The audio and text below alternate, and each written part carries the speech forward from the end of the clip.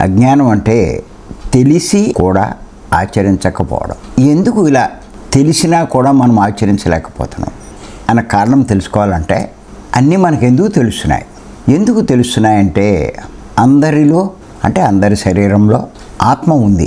ఆత్మ అంటే సాక్షాత్తు భగవంతుడు, పరబ్రహ్మ.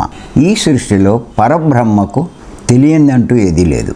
ఆ పరబ్రహ్మే ఈ శరీరంలో ఉండడం వల్ల మనకన్నీ తెలుస్తున్నాయి, తెలుసుకోగలుగుతున్నాం. ఏది తప్పు, ఏది ఒప్పు, ఏది ధర్మము, ఏది అధర్మము, ఏది న్యాయము, ఏది అన్యాయము, ఏది నీతి, ఏది అవినీతి, ఇలాగా అన్నీ తెలుసుకోగలుగుతున్నాం. కానీ ఆచరించలేకపోతున్నాం. ఎందుకు ఆచరించలేకపోతున్నామంటే దాని ముఖ్య కారణం ఈ శరీరంలో ఆత్మ కాకుండా ఇంకోటి ఉంది, అదే మనస్సు. ఆత్మ వల్ల తెలుసుకోగలిగిన దాన్ని ఈ మనసు వల్ల ఆచరించలేకపోతున్నాం.